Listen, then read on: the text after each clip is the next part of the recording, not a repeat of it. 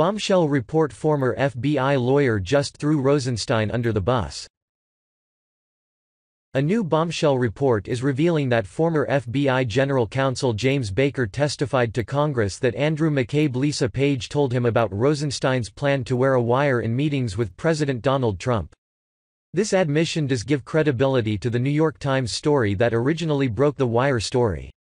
President Trump has met with Rosenstein, who denies the allegations, and said today he has no plans to make any changes at the DOJ.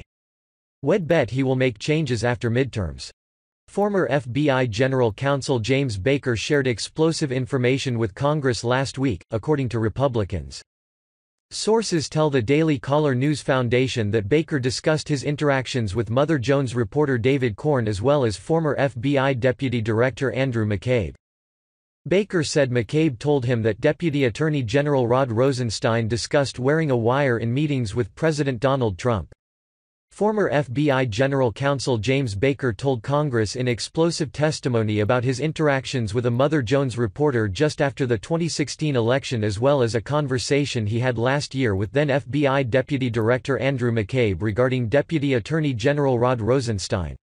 Baker recently told lawmakers that David Corn, a reporter at the liberal Mother Jones, provided him a copy of the Steele dossier a day after President Donald Trump's election win. Sources familiar with Baker's testimony told the Daily Caller News Foundation.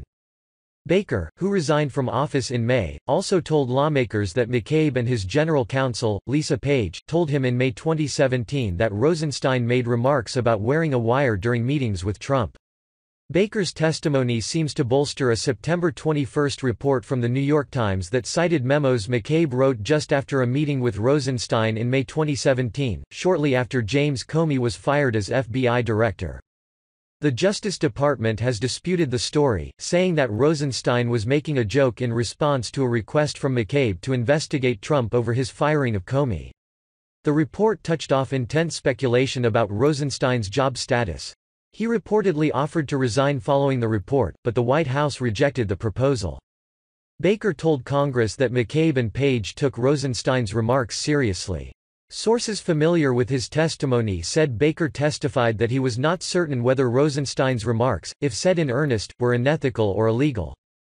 The revelation comes as Rosenstein is scheduled to testify Wednesday before a group of the same lawmakers who interviewed Baker. Members of the House Judiciary and House Oversight Government Reform Committees have created a task force aimed at investigating the FBI and Justice Department's handling of the Trump-Russia probe as well as the investigation into Hillary Clinton's emails. Republicans on the task force have been heavily critical of Rosenstein amid a battle over documents related to the Russia probe.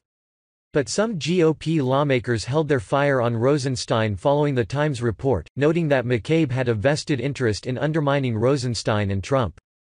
Trump said he has no plans to fire Rosenstein after the two met on Air Force One Monday. The Justice Department declined to comment on Baker's testimony regarding Rosenstein. Baker, who is now visiting fellow at the Brookings Institution, did not respond to a request for comment. GOP Republican Rep. Jim Jordan, a member of both congressional committees, previously called Baker's October 3 testimony explosive.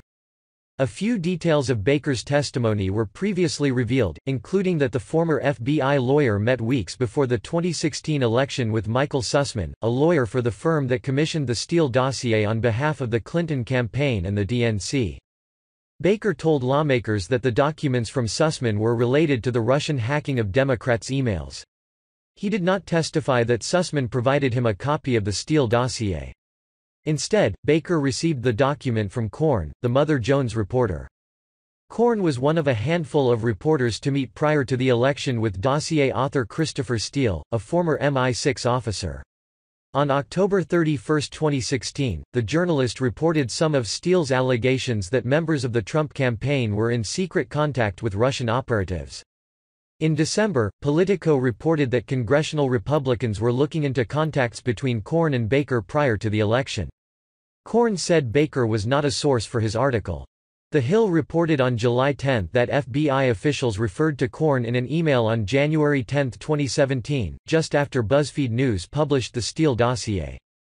"Our internal system is blocking the site," FBI official Peter Strzok wrote in an email to other top bureau officials. I have the PDF via iPhone but it's 25.6 megabytes. Comparing now. The set is only identical to what McCain had, it has differences from what was given to us by Korn and Simpson. Simpson is Glenn Simpson, the founder of Fusion GPS, the firm that hired Steele to investigate Trump. McCain is late Arizona Republican Senator John McCain, who provided Comey with a copy of the dossier on December 9, 2016. Korn did not respond to a request for comment from the DCNF. He told The Hill in July that he provided a copy of the dossier to the FBI to find out whether the Bureau had verified the document. I tried the FBI again after the election, Korn told The Hill's John Solomon. On my own accord, I shared a copy of the dossier with the FBI in order to see if the Bureau would authenticate the documents and now comment on them. Once again, it would not. Korn also denied being a source for the FBI. To characterize me as a source of the document is inaccurate. I was merely doing what a journalist is trying to get more information on a story I was pursuing, he said.